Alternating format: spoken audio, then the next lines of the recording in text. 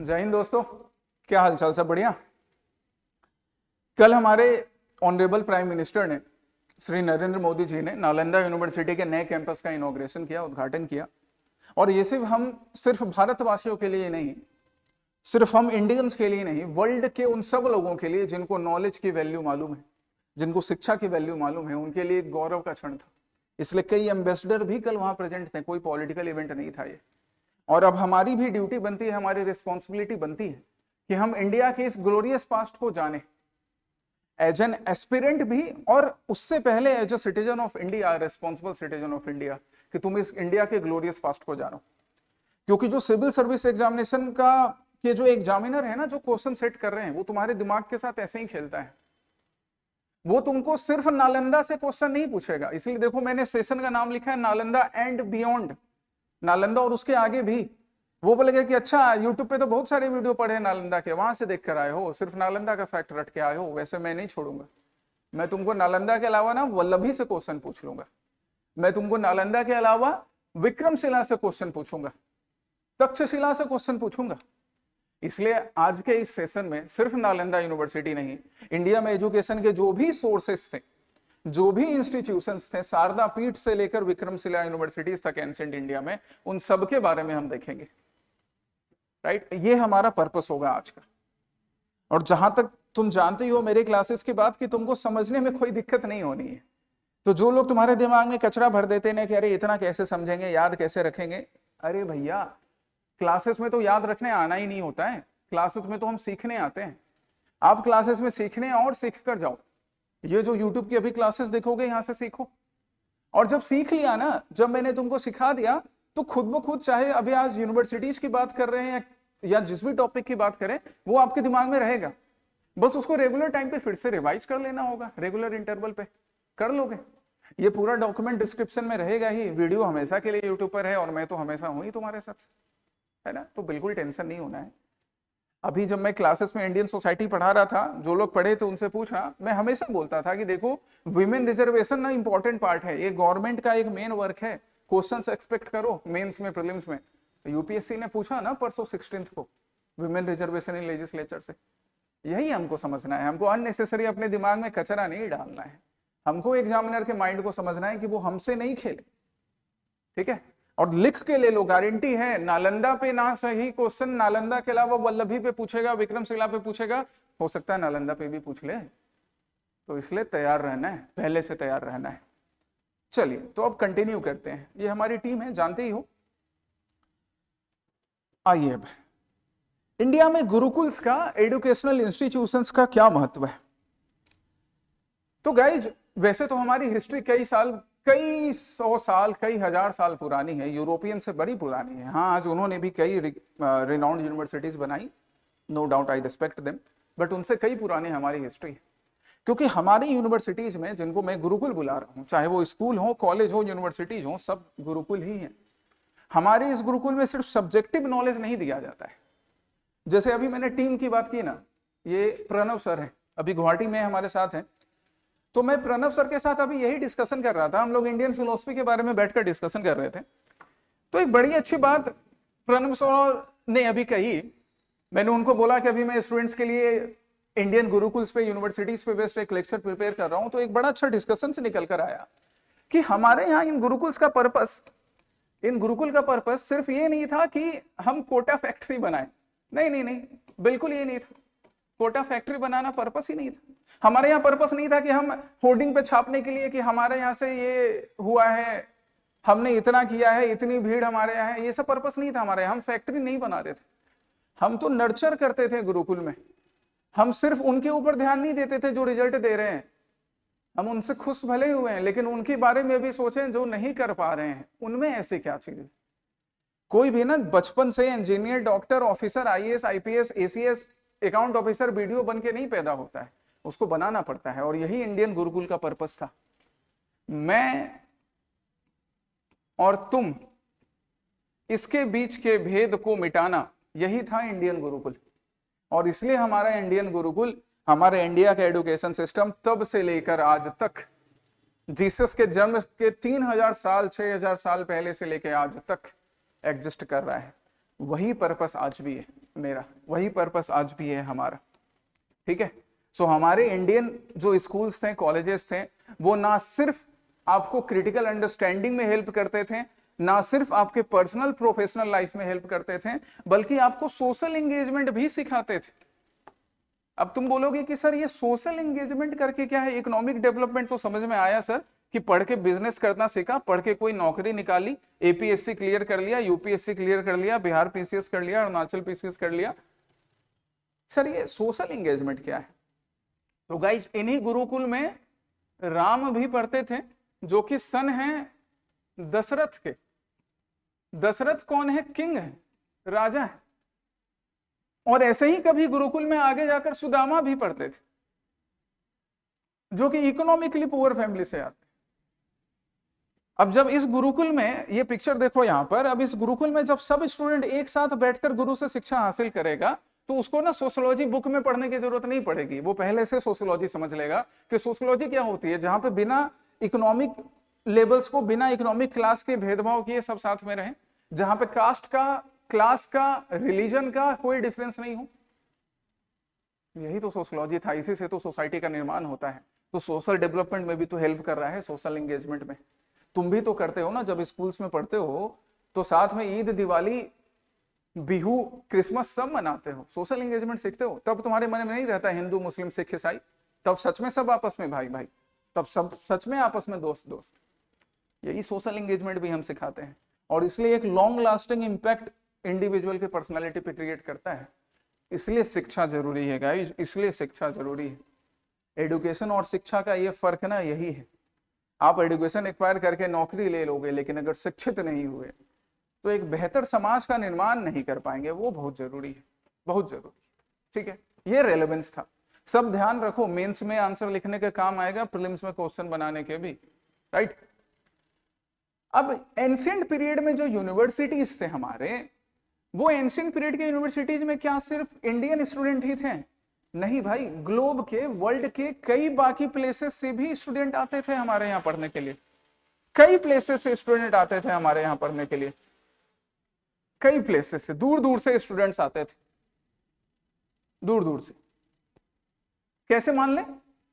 Example तुम्हारे पास तो है, वेन स्यांग, जिसको जुआन जांग भी बुलाते हैं, इत्सिंग, फाहियान। क्या करने के लिए आए थे गाइस? ये चाइना से घूमने के लिए आए थे? नहीं, घूमने के लिए नहीं आए थे, ये चाइना से आए थे यहाँ इंडियन फिलोसफी का एक पार्ट बुद्धिस्ट फिलोसफी, उसको सीखने, आयुर्वेद का ज्ञान एक्वायर करने, इंडिया में जो एस्ट्रोलॉजी, एस्ट्रोनॉमी का ज्ञान था, साइंस का ज्ञान था, मैथमेटिक्स का ज्ञान था, उसको एक्वायर करने। एक मिनट, ये आवाज कहाँ से आ रही है ना? यहाँ पे इंडिया में जो नॉलेज था, जो नॉलेज का भंडार था, वही एक्वायर करने आते थे। तो हमारे जो एंशिएंट इंडियन यूनिवर्सिटीज थी, ना सिर्फ इंडियंस के लिए, ना सिर्फ उनके कल्चरल, ना सिर्फ उनके इकोनॉमिकल, ना सिर्फ उनके पर्सनल और सोशल डेवलपमेंट के लिए, बल्कि इंडिया के बाहर कई देशों जैसे चाइना से, जापान से, कोरिया तक से लोग आते थे, यूरोप से भी कई ट्रेवलर्स आए, इंडिया से सीख कर गए। अरे ब्रिटिशर्स ने भी तो हमसे कई बातें सीखी, कॉन्ट्रीब्यूशन वो नहीं देते थे। कई लोगों की आदत होती है, अपनी इंडिया में भी कई लोगों की आदत होती है कि खुद के अलावा दूसरे को रिकॉग्नाइज नहीं करते हैं। पर्सनल एक्सपीरियंस से बता रहा हूं मैं, खैर छोड़ो।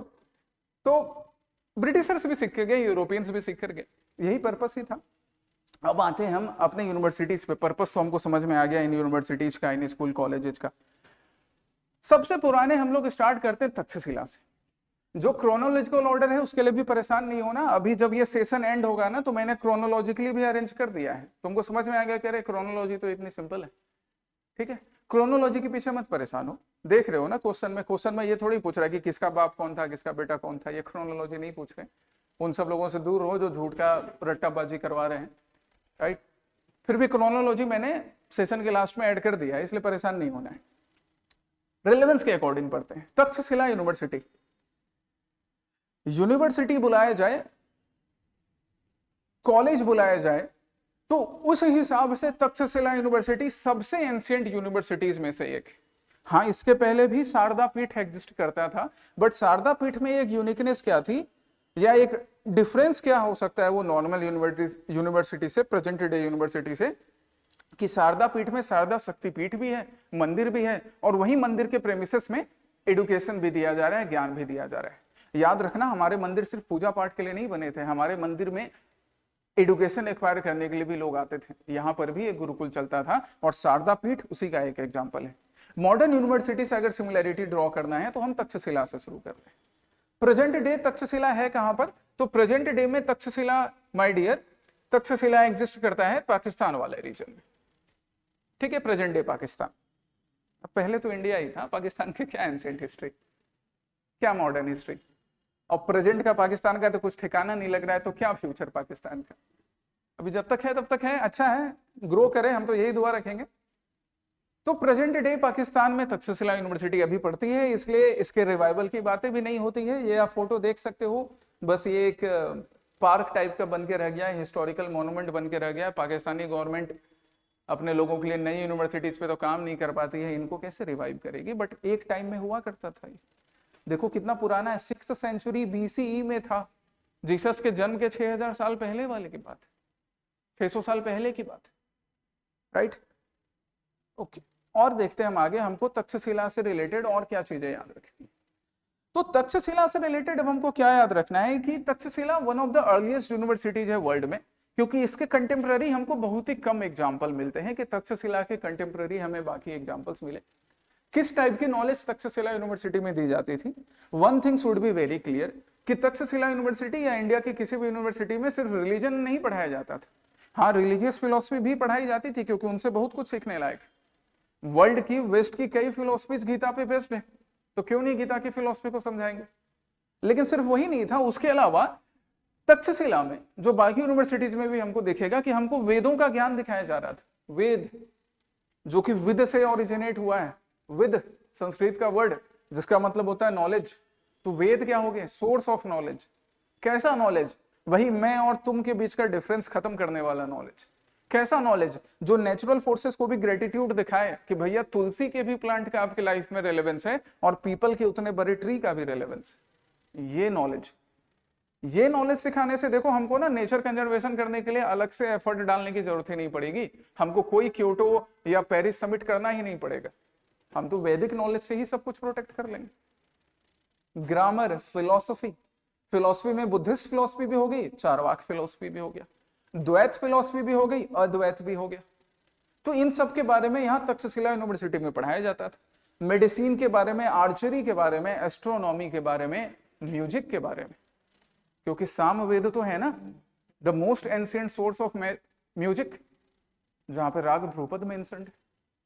तो इन सब के बारे में यहां तक्षशिला यूनिवर्सिटी में आपको क्लासेस दी जाती थी, तक्षशिला यूनिवर्सिटी में पढ़ाया जाता था, सिखाया जाता था।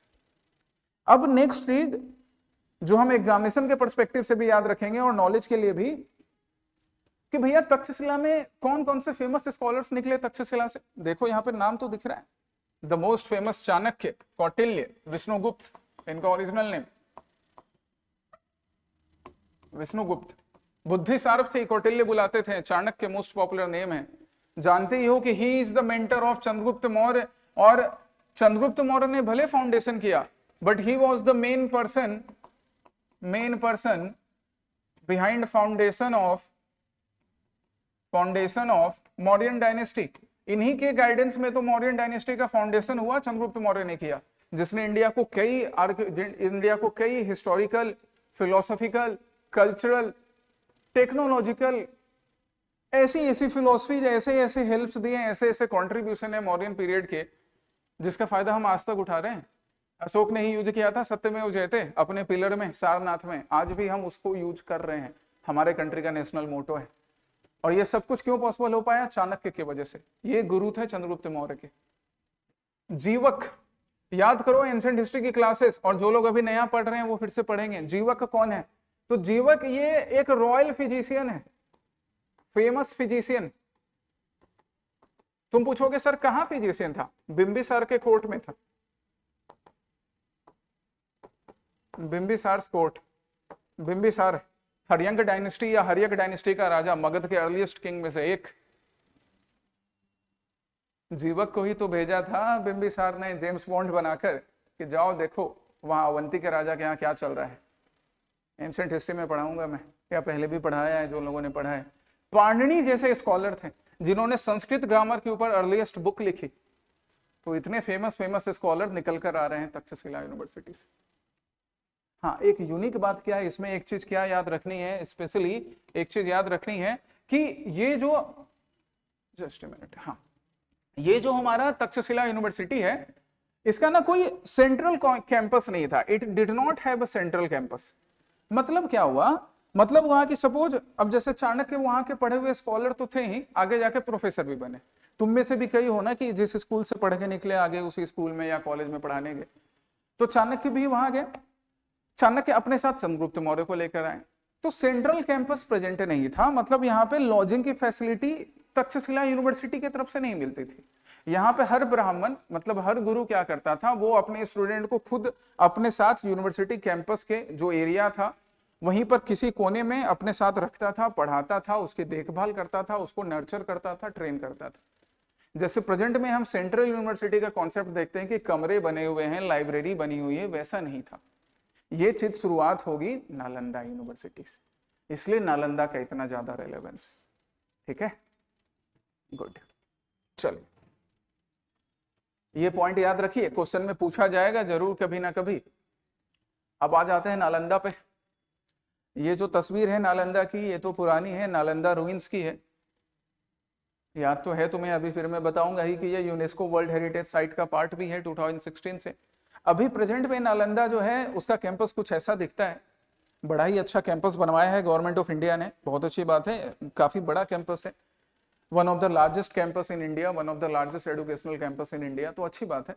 हम वो जो ग्लोरी हमारी खो गई थी, हम उस ग्लोरी को वापस रिक्लेम कर रहे हैं, बहुत सही बात है। गवर्नमेंट की इन बातों की बड़ाई करनी चाहिए, चाहे वो गवर्नमेंट किसी की भी हो, कांग्रेस बीजेपी कोई हो। ठीक है, प्रेजेंट डे इंडिया में ही है, नालंदा में, बिहार में, राइट। इस्टेब्लिशमेंट की बात करें तो 5th सेंचुरी सी इसका टाइम पीरियड है, 5th सेंचुरी सी। तो ये 5th सेंचुरी सी के टाइम में कौन से राजा थे, कौन से रूलर थे जिन्होंने नालंदा यूनिवर्सिटी को एस्टेब्लिश किया?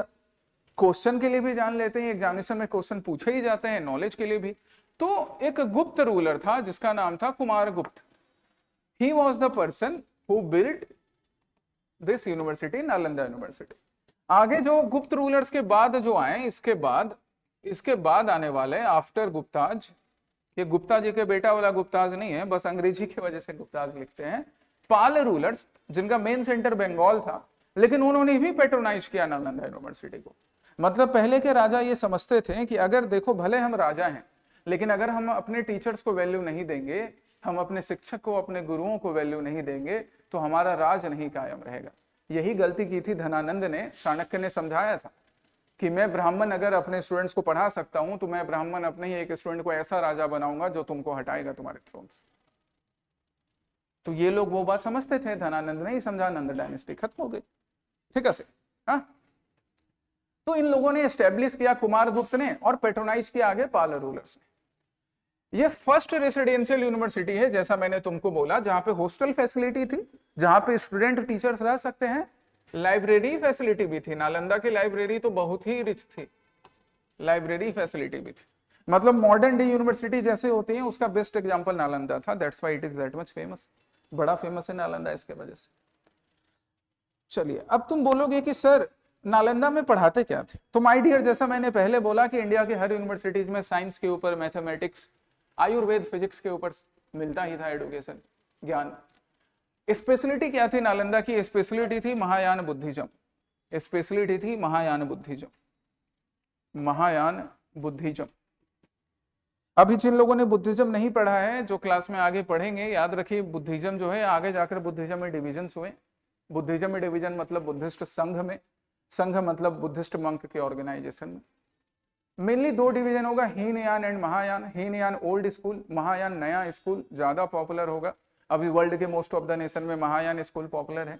कनिष्क के टाइम से पॉपुलर होना शुरू होता है। गुप्त रूलर्स तो कनिष्क के बाद ही आए थे, कुषाण के बाद, तो महायान ही पॉपुलर होगा। ऐसे करके भी दिमाग में याद रखेंगे। जो मैं पढ़ा रहा हूँ ना, उसको लेके एकदम टेंशन रखना ही नहीं है, ऐसा ही कहानी सुनते जाना है, समझना है, यही तरीका है, राइट। तो महायान बुद्धिज्म का एक मेन सेंटर था। लेकिन क्या इसका मतलब ऐसा है कि हीनयान की पढ़ाई नहीं होती थी या हीनयान बुद्धिस्ट मंक नहीं थे? अरे बिल्कुल थे, सब थे। ऑल्सो हीनयान एंड वज्रयान, ऐसा नहीं है कि वो नहीं थे। मेन महायान बुद्धिज्म या महायान बुद्धिस्ट मंक के लिए फेमस था, और साथ ही साथ बाकी ये चीजें जो कि इंडिया के अलग यूनिवर्सिटीज में भी कॉमन है। ठीक है, ओके। अब और हम थोड़ा इंफॉर्मेशन ड्रॉ करें नालंदा के बारे में, तो नालंदा के बारे में और इंफॉर्मेशन ड्रॉ करते हैं तो कुछ बुद्धिस्ट मंक के नाम मिलते हैं। देखो जैसे मैंने यहाँ मेंशन किया है, एग्जामिनेशन में आएगा, चांसेस हैं। यूपीएससी अभी भी प्री में पूछ रहा है ना, एपीएससी भी तुमसे प्री में ऐसे नेम पूछेगा, तब ये नहीं बोलना कि अरे कहाँ से आ गया सर, यहाँ से आ गया, ऐसे रेलेवेंस ड्रॉ करना है। धर्मकृति नाम के एक फेमस बुद्धिस्ट मॉन्क थे, who was famous for propounding Buddhist philosophies, Buddhist philosophies देने के लिए फेमस है धर्मकृति। ये यही थे नालंदा में। नालंदा में शांति देव थे जिन्होंने एक बुक लिखी है बुद्धिस्ट वे ऑफ लाइफ, कि क्या होता है Buddhist way of life. English में हम बुद्धिस्ट वे ऑफ लाइफ लिख रहे हैं, इसको इस लैंग्वेज में बुलाएंगे बुद्धिस्ट कार्य वर्तार, मतलब किस तरह से बुद्धिस्ट लाइफ को फॉलो करते हुए हम अपने कार्य को करें, अपने जीवन को करें, बुद्ध के टीचिंग्स को फॉलो करते हुए। इंग्लिश ट्रांसलेशन वही हुआ ना, बुद्धिस्ट वे ऑफ लाइफ, शांति देव ने लिखा है। तो ये शांति देव एंड धर्मकृति दोनों यहाँ नालंदा में प्रेजेंट थे। शांति देव की ये book Buddhist way of life newspapers में भी मेंशन रही है, इसलिए आपको याद रखना है कि यहां से क्वेश्चन आगे आ सकता है। इसके अलावा अब चाइनीज ट्रेवलर्स भी यहां आते हैं। फेमस चाइनीज ट्रेवलर्स इससे रिलेटेड हैं, जैसे ये हम सबका प्यारा the most famous Hiuen Tsang, जिसको जुआन जांग भी बुलाते हैं। पहले वेन सांग आता है, वेन सांग के बाद फिर इत्सिंग भी आता है। ये दोनों नालंदा पहुंचते हैं, and both Xuanzang and Itsing they were very much impressed from Nalanda. यहां से इन्होंने बुद्धिस्ट फिलॉसफी सीखी, यहां से इन्होंने मैथमेटिक्स का नॉलेज लिया, यहां से इन्होंने आयुर्वेद का नॉलेज लिया और जाके चाइना में पॉपुलर किया। चाइना वाले तो करते ही हैं। अब यहाँ पे एक थोड़ा सा नोट डाल लो, ये दोनों तो आए थे चाइनीज ट्रेवलर वेन सांग। तुम लोग अपने हेल्थ का भी ख्याल रखो, ये बारिश में आजकल हेल्थ भी काफी खराब हो रही है लोगों की।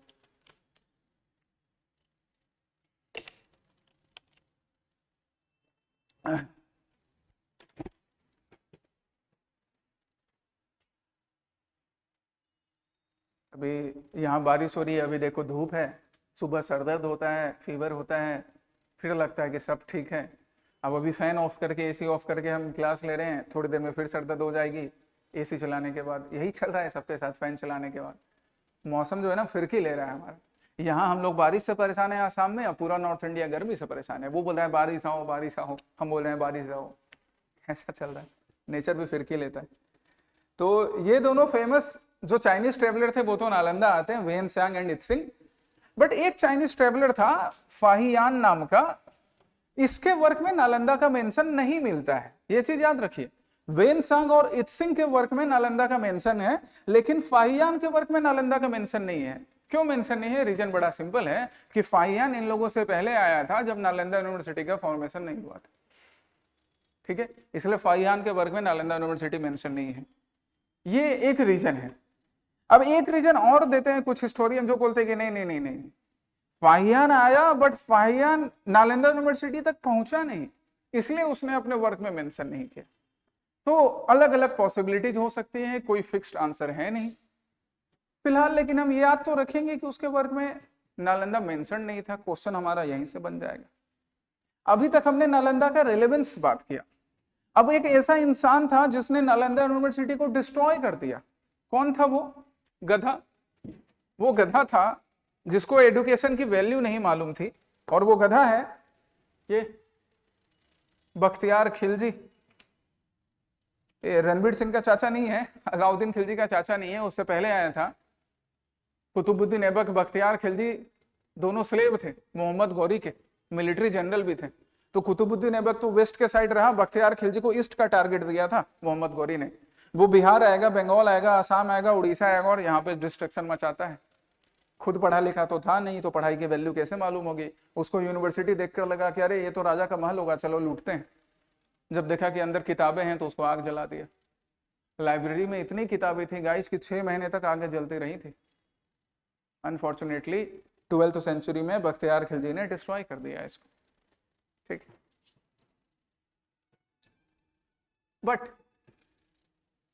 अब हम नालंदा के रिवाइवल को देखेंगे कि बख्तियार खिलजी ने डिस्ट्रॉय भले किया, लेकिन आगे नालंदा का रिवाइवल भी होता है।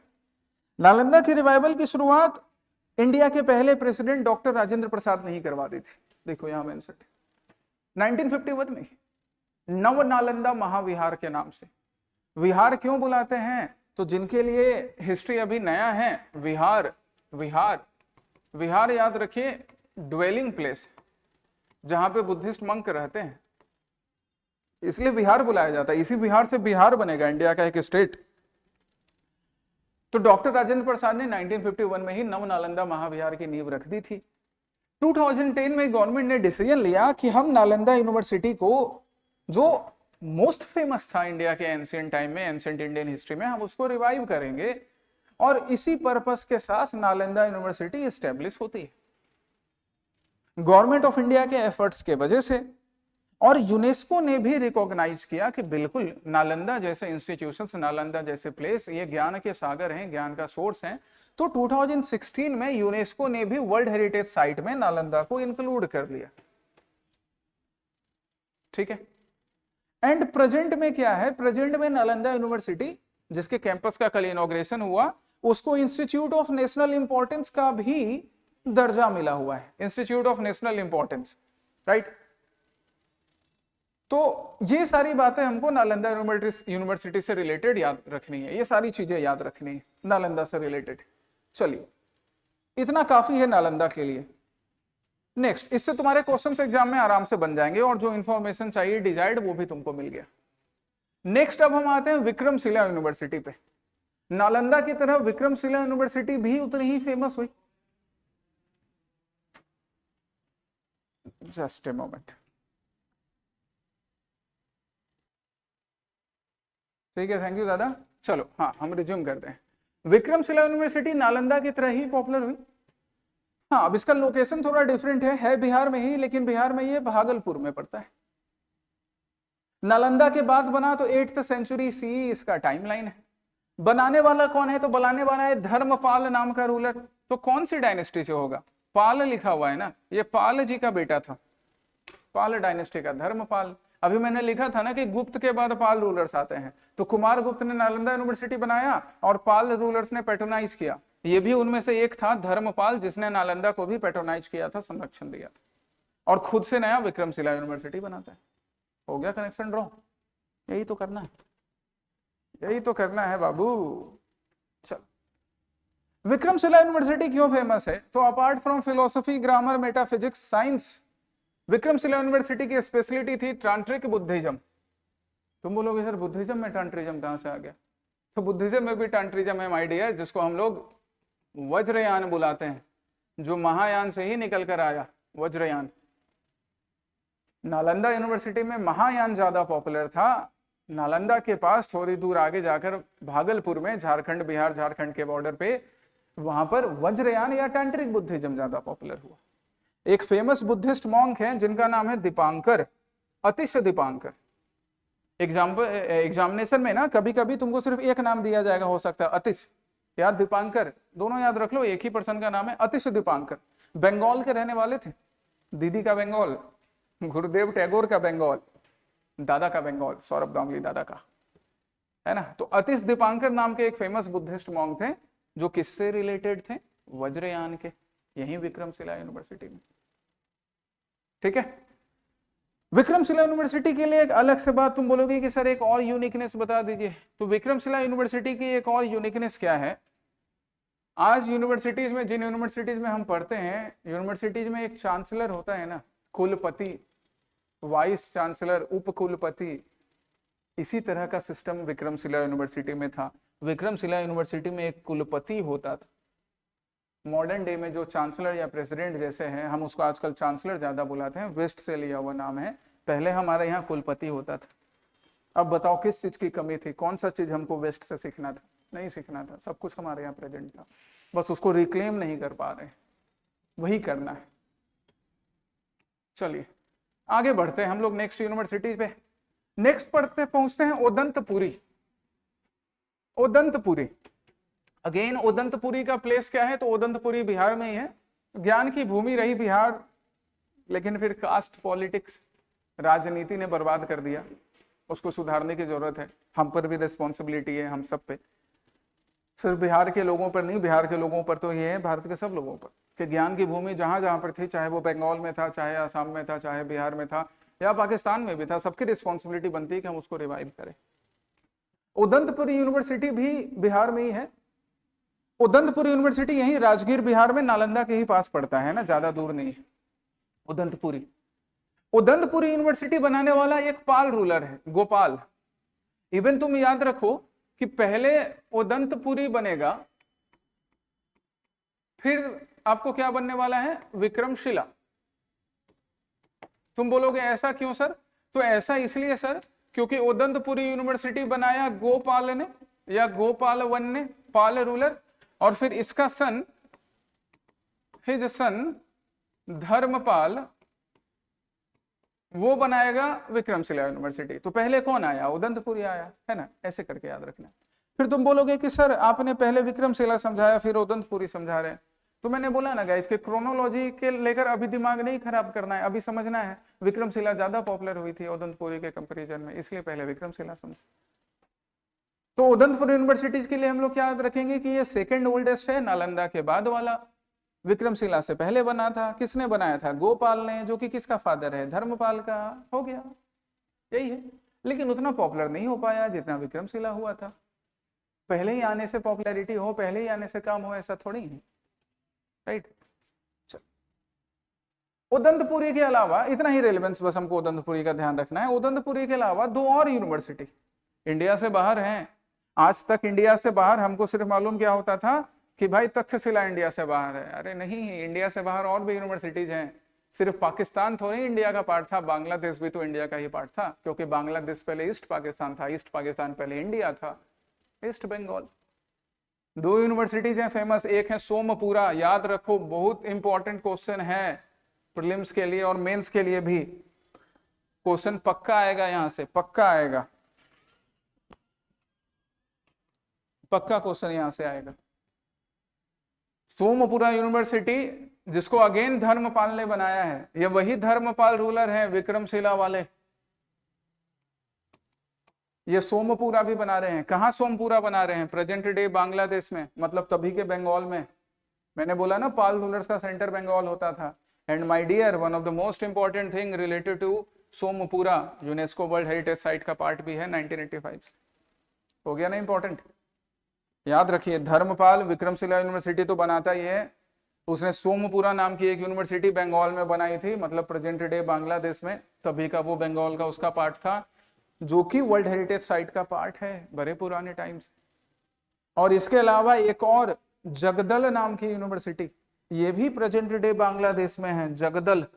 जगदल, इसको एक one of the later Pala ruler Rampala ने बनाया था। इसका नाम नहीं भी याद रखे तो कम से कम इतना तो याद रखेंगे कि ये जो पाल डायनेस्टी के रूलर्स हैं, इन्होंने एडुकेशन की बड़ी वैल्यू समझी। इन्होंने ना सिर्फ नालंदा को पैट्रोनाइज किया, जो गुप्त रूलर्स बना के गए थे, इन्होंने उदंतपुरी बनाया, इन्होंने विक्रमशिला बनाया, इन्होंने सोमपुरा बनाया, इन्होंने जगदल बनाया।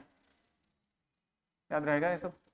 याद रखोगे तुम बार बार रिवाइज करके, ठीक है? आज समझ लो, बार बार रिवाइज करो और याद रखो एग्जामिनेशन के लिए, मेहनत करने से नहीं भागना है। अब हम वल्लभी पे आते हैं। वल्लभी इंडिया के वेस्टर्न साइड में चलते हैं। कहां पर? मोदी जी के गुजरात में, Vallabhi university. 6th century CE का है। राजा का नाम उतना इंपॉर्टेंट नहीं है, फिर भी मैंने तुम्हारे नॉलेज के लिए लिख दिया है। भत्रक नाम का राजा था, जो कि मैत्रका डायनेस्टी से बिलोंग करता था, ठीक है? Built by Bhatarka, the Maitraka king, Maitraka dynasty के रूलर वल्लभी। ये वल्लभी के रूइंस। गवर्नमेंट ऑफ इंडिया इसको भी प्लान कर रही है कि वल्लभी यूनिवर्सिटी को भी नालंदा के तर्ज पे, नालंदा के बेसिस पे रिवाइव किया जाएगा, ठीक है? वल्लभी यूनिवर्सिटी। चलिए, बहुत अच्छी बात है। किस किस चीज के लिए वल्लभी यूनिवर्सिटी फेमस थी? तो माय डियर, वल्लभी यूनिवर्सिटी जो है, वल्लभी यूनिवर्सिटी एक तो हीनयान बुद्धिज्म, जैसा मैंने बताया कि बुद्धिज्म में आगे जाकर तुमको दो डिवीजन देखने मिलेंगे, दो डिवीजन देखने मिलेंगे। Just a minute guys. Hello sir. हाँ सर। हाँ, तो बुद्धिज्म के दो डिवीजन तुम देखोगे, क्लास में मैं करवाऊंगा, क्लास में भी करवाऊंगा, यूट्यूब पे भी बुद्धिज्म से रिलेटेड लेक्चर तुम्हारे लिए दूंगा। हीनयान, महायान, और इसी महायान से फिर आगे निकलेगा वज्रयान, तांत्रिक बुद्धिज्म, राइट। तो ये था। तो हमारा जो वल्लभी यूनिवर्सिटी है किस चीज के लिए पॉपुलर है? हीनयान के लिए। देखो अभी मैंने तुमको दो पढ़ाया, नालंदा महायान बुद्धिज्म, विक्रमशिला तांत्रिक बुद्धिज्म, वज्रयान बुद्धिज्म। इंडिया का वेस्ट साइड में चले वल्लभी यूनिवर्सिटी गुजरात, हीनयान बुद्धिज्म। हो ने याद रखना। अब थोड़ी थोड़ी देखो, सिर्फ मैं तुमको थोड़ी ही सिखा रहा हूँ, तुमसे ऐसे भी सीख रहा हूँ, है ना। इसके अलावा हीनयान बुद्धिज्म के अलावा ये जैनिज्म के भी स्टडी का, जैनिज्म का भी एक इंपॉर्टेंट सेंटर है। याद करो बाबू लोग कि सेकंड जैन काउंसिल कहाँ हुआ? यही तो हुआ, वल्लभी गुजरात में। फर्स्ट जैन काउंसिल पाटलिपुत्र में और सेकंड जैन काउंसिल कहाँ? वल्लभी गुजरात में। और बाकी जो थी पॉलिटिक्स, लॉ, मेडिसिन, वो तो पढ़ाया जाता ही था। हमारा जो वेन सांग है जो कि नालंदा विजिट करता है वो भी यहाँ आया था। इत सिंह जो है जो कि नालंदा विजिट करता है वो भी यहाँ आया था। तो ऐसे सिमिलैरिटी भी ड्रॉ कर रहे हैं हम लोग, ठीक है। चलिए आगे बढ़ते हैं। सिग्निफिकेंस एक और क्या याद रखिए वल्लभी के बारे में, कि यहाँ पे गुणमती, स्थिरमती नाम के फेमस बुद्धिस्ट मंक रहते थे। लिख लो, कभी काम में आ जाएगा ऐसे करके। यहां पे एक बड़ी फेमस बुक है, बहुत ही फेमस बुक है, कथा सरित सागर नाम की। कथा सरित सागर, कथा सरित सागर नाम की बुक। भूख लग गई होगी तुम लोगों को। अच्छा, मैं तो अभी दोपहर में शूट कर रहा हूं, तुम तो सामने देखो। कोई नहीं, अभी क्लास कर लो, है ना। जो लोग ऑफलाइन में बैठे हुए हैं वो लोग भी कर लो। कथा सरित सागर नाम की एक फेमस बुक है जिसके राइटर हैं सोमदेव। अभी गवर्नमेंट ने इसको अपने जो गवर्नमेंट के कल्चरल वर्क से रिलेटेड, इंडिया के कल्चर से रिलेटेड जो भी इनिशिएटिव्स होते हैं, मिनिस्ट्री ऑफ कल्चर के वेबसाइट पे भी मेंशन्ड है, इसलिए भी ये इंपॉर्टेंट है। और साथ ही साथ सिंस हम सारे यूनिवर्सिटीज की बात कर रहे हैं तो ये याद रखिएगा, गुजरात पीसीएस में भी एक क्वेश्चन पूछा है, तुम अपने लिए भी याद रख लो कि भाई सोमदेव या सोमदेव भट्ट का लिखा हुआ बुक कथा सरित सागर। कथा सरित सागर में एक कहानी है। ये कहानी जो है, this story is mentioned in NCERT as well. NCERT में भी ये स्टोरी मेंशन्ड है। And as per this story, इस स्टोरी के अकॉर्डिंग एक ब्राह्मण था, वो ब्राह्मण बोलता है कि मैं अपने बच्चे को नालंदा नहीं पढ़ने भेजूंगा। वो ब्राह्मण बोलता है कि मैं अपने बच्चे को बनारस नहीं पढ़ने भेजूंगा, बनारस भी ज्ञान का सागर रहा है, ज्ञान का सोर्स रहा है। मैं अपने बच्चे को वल्लभी भेजूंगा, मैं वहां पढ़ाऊंगा। तो तुम यही कहानी याद रख लेना, एग्जामिनेशन में कभी पूछ लिया जाएगा कि भैया ये कहानी कहाँ मेंशन है? सोमदेव भट्ट के कथा सरित सागर में मेंशन है। ये सोमदेव भट्ट साहब कश्मीर से बिलोंग करते थे, ठीक है। वल्लभी यूनिवर्सिटी को डेडिकेटेड है ये कहानी, जो वल्लभी यूनिवर्सिटी के ग्लोरी को बताता है। शारदा पीठ जिसकी मैंने बात कही थी, एकदम अभी रूइंस के फॉर्म में है, क्योंकि जहां पाकिस्तान ऑक्यूपाइड कश्मीर वाले रीजन में है, नीलम वैली वाले रीजन में है, ये रीजन डिस्टर्ब है। पाकिस्तानियों से अपना घर लाहौर तो संभलता नहीं है, पाकिस्तान ऑक्यूपाइड कश्मीर क्या संभालेंगे। मोटा भाई ने बोला था ना कि हम लेंगे जरूर पीओके, बिल्कुल हम पीओके लेकर रहेंगे, इंडिया का अभिन्न पार्ट है, छोड़ेंगे नहीं, लेकर रहेंगे। और सादा यूनिवर्सिटी को भी फिर से रिवाइव करवाएंगे। ज्ञान के हर सोर्स रिवाइव होने चाहिए। स्पेशलिटी क्या है सादा यूनिवर्सिटी की कि ये टेम्पल यूनिवर्सिटी है, मतलब टेम्पल और साथ ही साथ एडुकेशन भी मिल रहा है, ज्ञान भी मिल रहा है, right.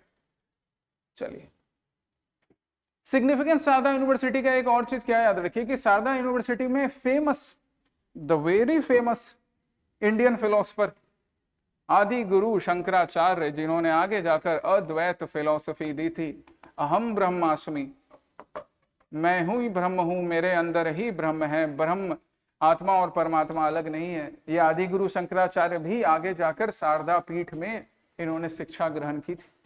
Kalhana, the famous person, जिनकी बुक है राज तरंगिनी, बहुत बार एग्जामिनेशन में पूछा गया है, ये भी कलहन जो कि अपनी राज तरंगिनी वाले बुक में संस्कृत की राज तरंगिनी वाले बुक में कश्मीर की कंटेम्प्रेरी हिस्ट्री लिखते हैं, कश्मीर के रूलर्स के बारे में लिखते हैं राज तरंगिनी में, वो भी शारदा पीठ से रिलेटेड है। कुमार जीव नाम के बुद्धिस्ट मंक भी शारदा पीठ से रिलेटेड है।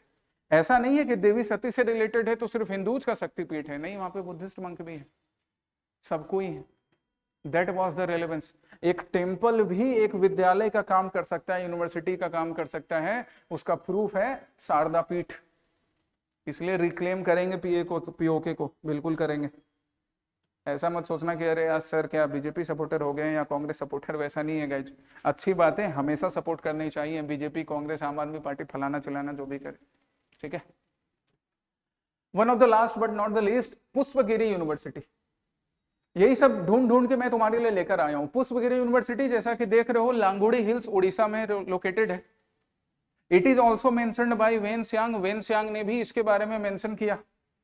एंड स्पेशलिटी क्या है पुष्पगिरी यूनिवर्सिटी के बारे में कि पुष्पगिरी यूनिवर्सिटी, हाँ ठीक है चेंज नहीं हुआ, पुष्पगिरी यूनिवर्सिटी नालंदा, वल्लभी एंड उदंतपुरी के तरह ही ये भी एक famous Buddhist centre of learning था। इवन कई हिस्टोरियन तो ये बोलते हैं कि पुष्पगिरी यूनिवर्सिटी